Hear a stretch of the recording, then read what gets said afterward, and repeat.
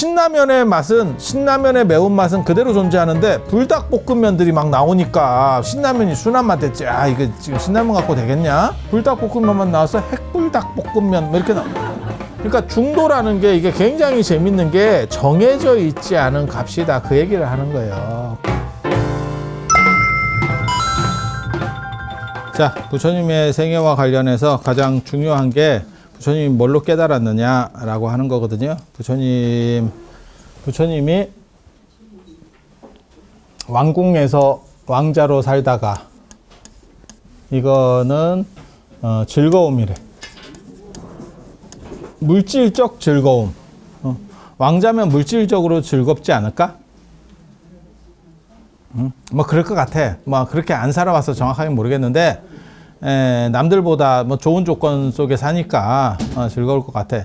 근데 정신적으로는 뭐 그닥 좀 스트레스는, 정신적 스트레스는 환경이 좋다 그래서 다 극복되는 건 아니에요. 뭔가 있을 거야.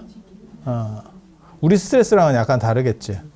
그래서 나중에 출가를 하게 되는 거고, 출가하는 이유는 뭐 정신적으로 뭔가 불만족스러운 상태가 있었으니까 남들은 다 좋다라고 말하지만 내 입장에서는 별로였던 거지. 우리 그런 거 있잖아. 뭐 연예인들 저러 이혼하고 뭐 이런 거 보면 예전에 그 송송 커플 이혼하고 이런 거 보면 괜찮은데 왜 이혼할까? 뭔가 있겠지. 밥 먹을 때 쩝쩝거리는 것도 보기 싫어가지고 막 이런 정도인데도 참고 사는데 얼마나 싫었으면 깨겠어. 뭔가 이유가 있겠지. 우리가 볼 때에는 저 정도면 참 선남선녀고 참 좋은데 왜 그냥 같이 가지. 그리고 체면도 있고 뭐 다 만족스럽게 살 수 있는 사람이 얼마나 있겠어. 그건 네 생각이고 못 참을 만한 뭔가가 또 있었겠지. 그 안에서는. 그냥 생각해 보는 거예요. 그래서 출가를 해서 고행주의자인 바까바에게 한번 가서 한번 굴르고, 그 다음에 아라라카라마하고 우타카라마푸타라고 하는 명상주의자. 그래서 부처님의 가장 큰 특징이 저 선정에 대한 거부, 명상에 대한 거부예요. 명상, 그러니까 불교를 명상주의라고 하는데 사실은 잘못된 거고, 명상에 대해서 거부를 하죠. 그리고 이게 좀 미진했다고 생각해서 다시 6년 고행을 하고, 아닌개벽 이러면서 나와서 한 게 중도주의죠. 중도주의. 그래서 이 전체는 물질적으로는 고가 되고, 물질적으로는 낙이고, 이건 즐거움이고, 이쪽은 물질적 고고, 물질적 고 안에서도 이 명상은 정신과 관련해서 행복한 거고 편안한 거지. 이거는 고고. 그래서 락고, 고, 락, 고 이렇게 가는 거예요. 그래서 그런 것과 관련된 중도, 적절성, 시의 적절성이라고 하는 게 이제 답으로 대두되는 거고, 제가 그런 얘기 하는데, 우리가 인간이라고 하는 게 사실 원심부일리게 놓고 이거 원소로다가 다 분해해버리면 사람 재료값이 $100가 안 든다대? 아니, 그냥 재료값만 치면. 물론 뭐든지 인건비가 많이 드는 건데, 재료값만 치면 $100가 안 든대. 그래서 이리저리 빼버리면 사실 별 차이 없어요. 재료값 차이도 별로 없고, 그 다음에 요소로만 갖고 보면 이거나, 이 사람이나 저 사람이나 큰 차이가 없죠. 그런데도 사람의 차이들이 존재하는 이유는 뭐냐? 그 결합 구조가 어떻게 만들어졌느냐. 그래서 제가 그런 얘기 하잖아. 인간에게 눈, 코, 입이 다 있지만 눈, 코, 입의 전후 좌우로 한 1cm 정도 이동하는 걸로 해서 그 디자인입니다. 디자인. 그래서 명품이 나오느냐? 명품이 나오면 뭐 차은우 같이 저렇게 애가 되는 거고, 그 다음에 그냥 일반으로 돌리면 이제 여러분 집에서 보는 그런 정도가 나오는 거고, 그거 되게 재밌는 거예요. 그래서 조금 차이인데, 그리고 더 자세하게 말하면 사실 밀입자의 상태까지 더 쪼개잖아요. 그러면 나나 얘나 이런 책상이나 큰 차이 없다. 진짜 큰 차이가 없어. 근데 우리는 생명체가 되고 얘네는 무생물이 되고 그런 차이는 뭐냐? 그 적절성. 어떻게 결합됐느냐의 적절성이. 적절성.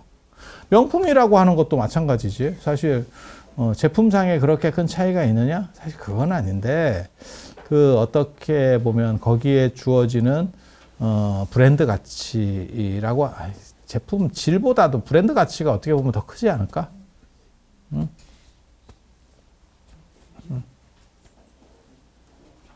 그래서 그런 거를 관리하는 비용도 상당히 있을 거고 브랜드를 만들어내는 비용, 그 다음에 그 브랜드 가치가 떨어지지 않도록 하는 그 관리 비용도 상당할 거예요.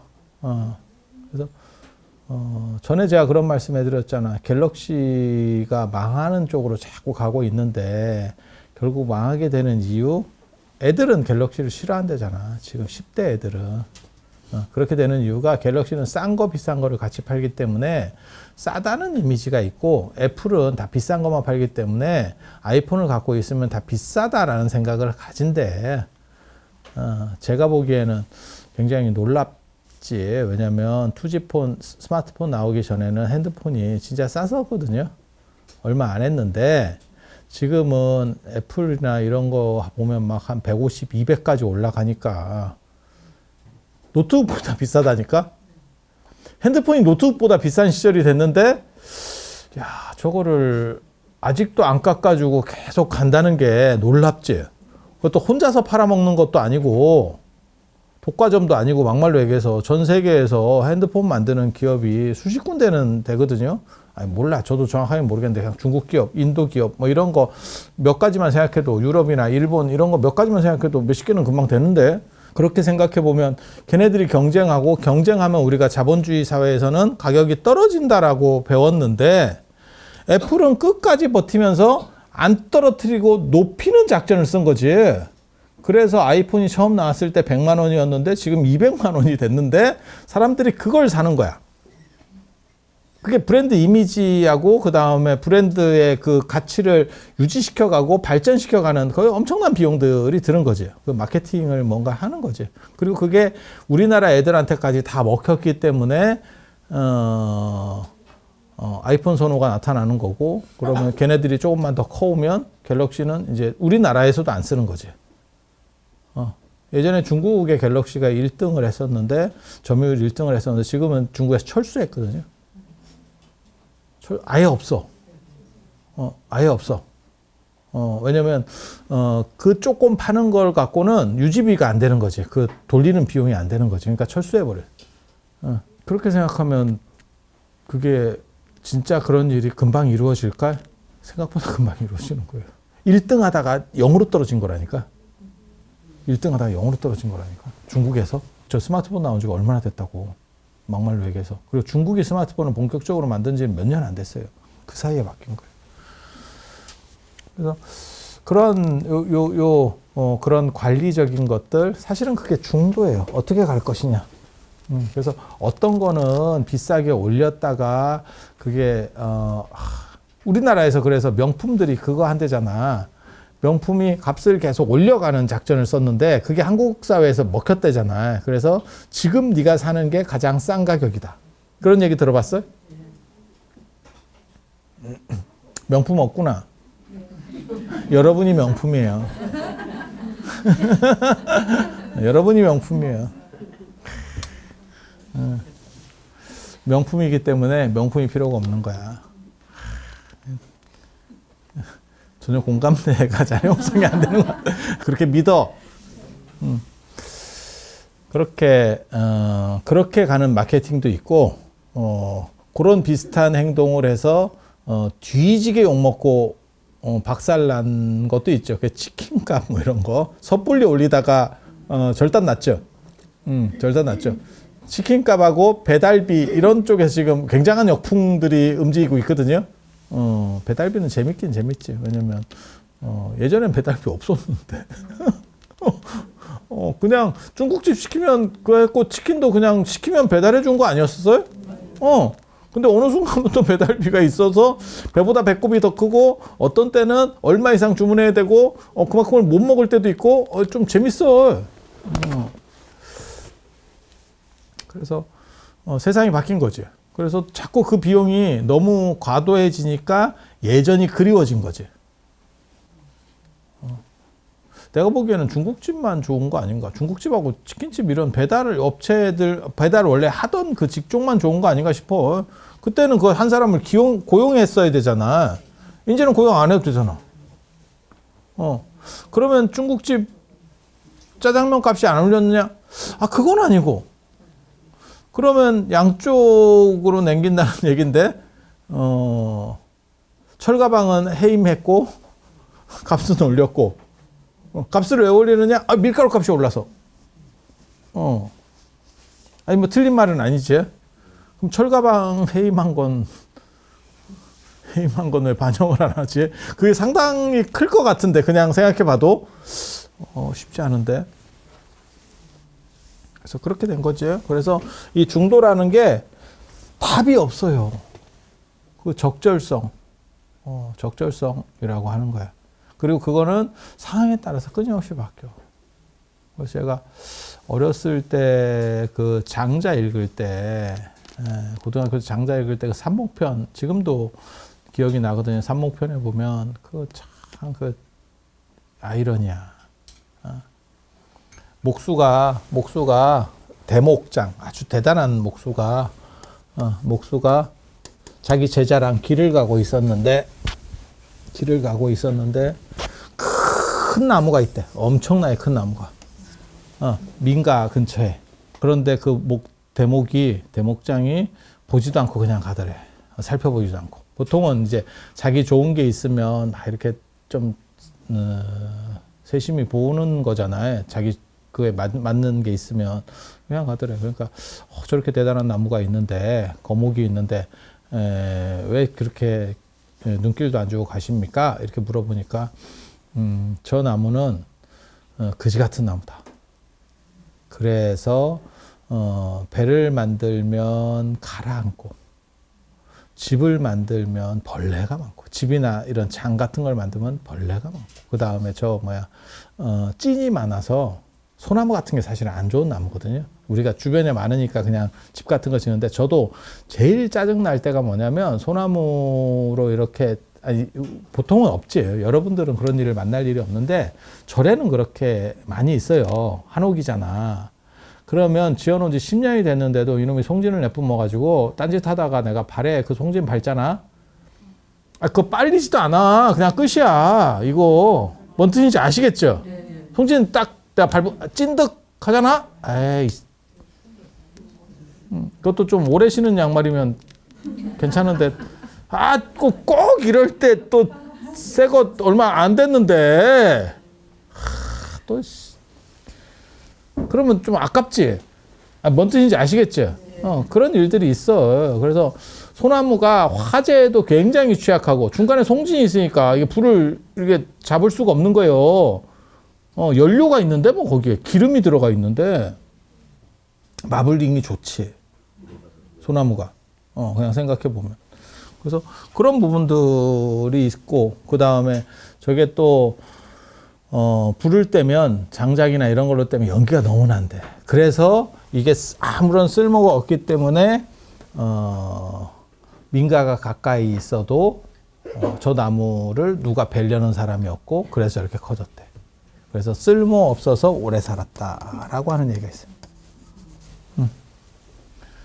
근데 이 사람이 여기서 끝나는 게 아니고, 이게 굉장히 재밌는 얘기예요.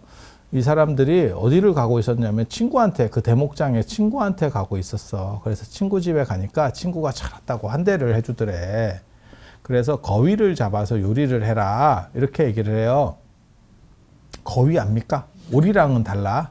거위는 자꾸 깨깨거리고, 그 다음에 되게 싸납고, 그 다음에 집 지켜요. 거위가 집을 지켜. 거위 키워보신 분 아시고, 안 키워보신 분은 모를 거야. 오리랑 완전히 달라. 생긴 거는 거의 비슷한데 승질이 더러 보여. 그리고 처음 오는 사람이 있으면 자꾸 쫓아다니면서 뒤에 내 엉덩이를 물으려고 하고, 진짜라니까. 있어. 그래서 그 거위를 잡아서 요리를 해라.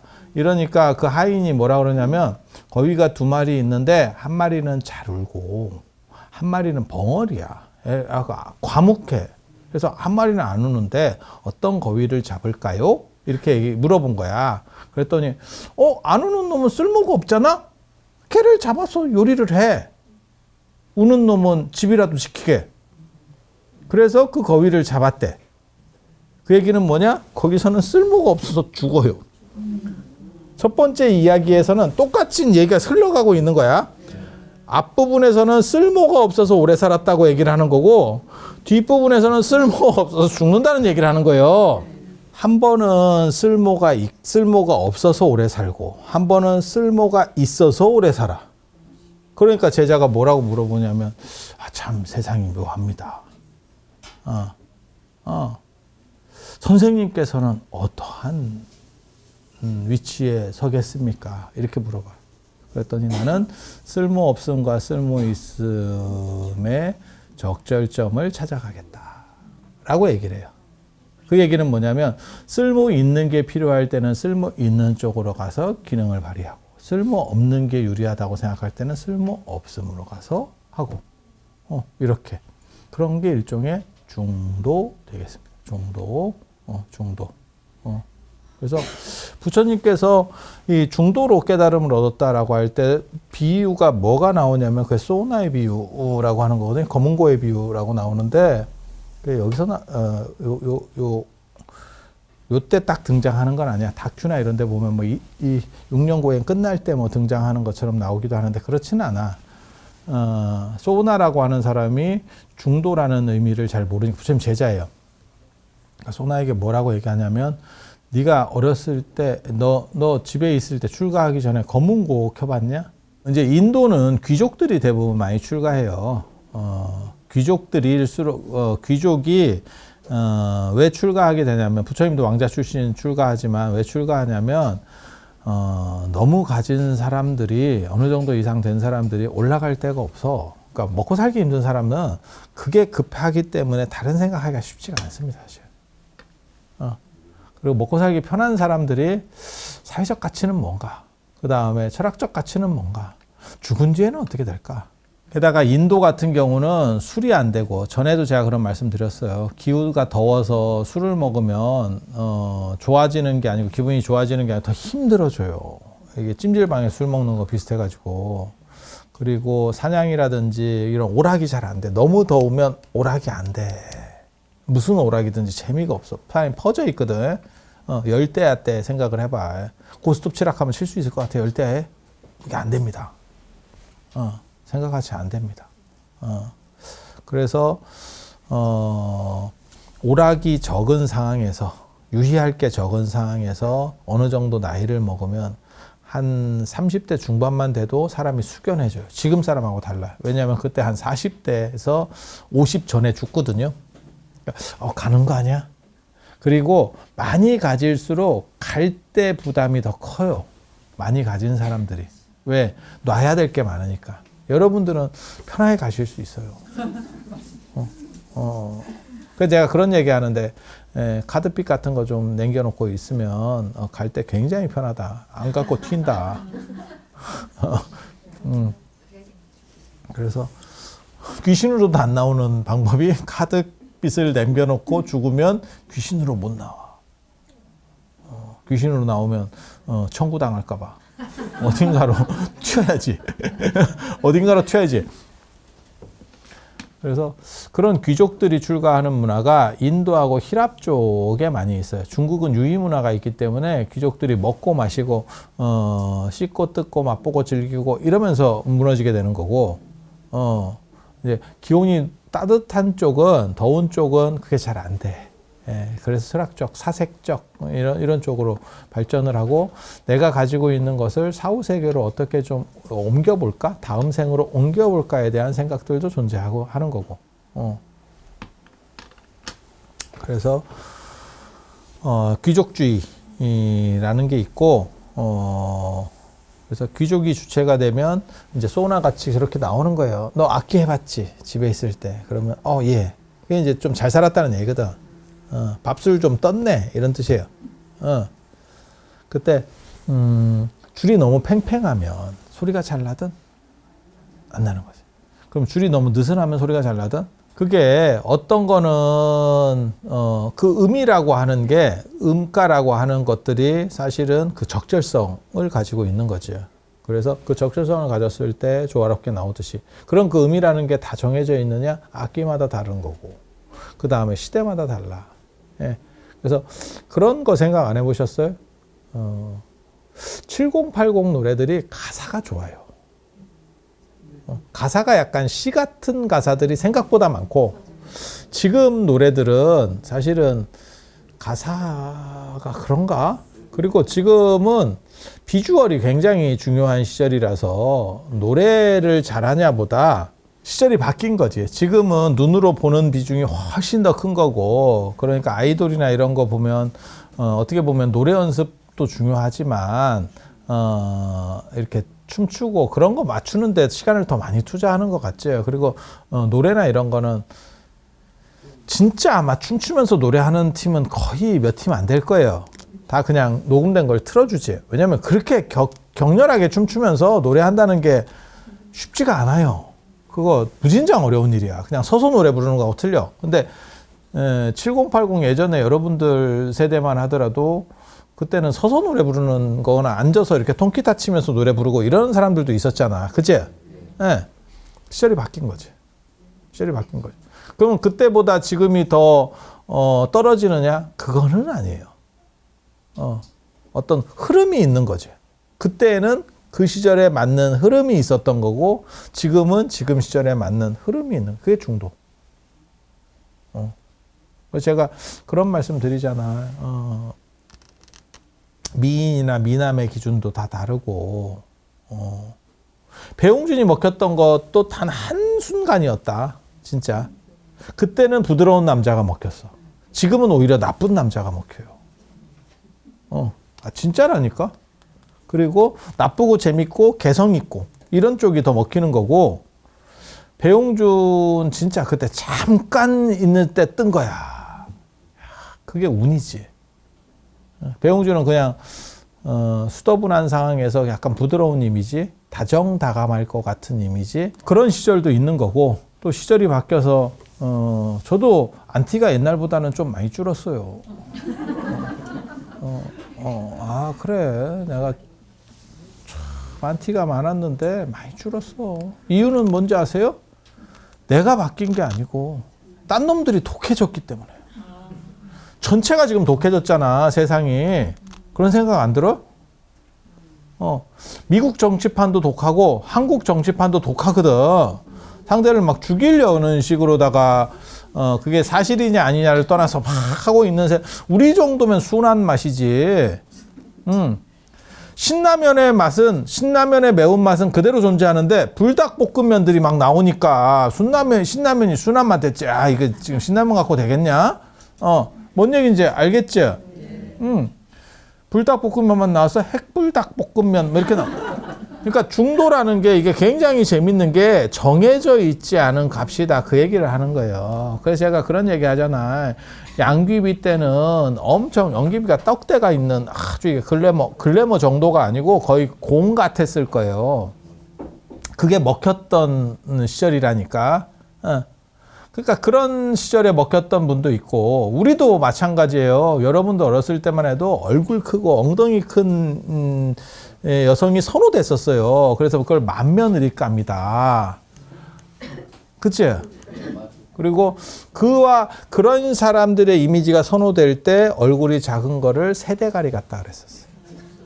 그래서 중도라고 하는 것은 정해진 룰이 아니고 그 시대가 인정하는 최상값. 그래서 그러한 것이 적절성. 그리고 그 정신이 그것을 어기지 않고. 얼마 전에 그 영상이 있었는데 누가 파도 타기를 하는데 그게 뭐 수십 미터짜리 파도를 탔대요. 그게 기네스북에 올라갔대요. 그러니까 큰 파도를 타는 거 그만큼 위험하겠지. 그걸 타는 거예요. 근데 그러한 파도를 탄다는 자체가 진짜 그거는 그 상황에 맞는 힘 균형, 내 몸의 균형들이 계속 이 밸런스를 맞춰서 움직인다는 뜻이야. 그렇지? 파도가 그냥 타는 게 아니고 이렇게 하면 그 영상들 이렇게 봐봐. 그러면 이렇게 하면 그 사이를 이렇게 터널 같이 해가지고 쫙 지나가거든. 개인적으로는 진짜 해보고 싶은 그런 거하고 번지 점프 이런 거 진짜 내가 다른 거는 편한데 이게 출가하고 그런 게 참 불편해요. 근데 지금은 이제 할 수도 없어. 늙어가지고 하면 죽을 거예요. 죽음을 각오하고 가야 돼. 안타깝죠. 그래서 요렇게 그게 이제 중도라고 하는 거고,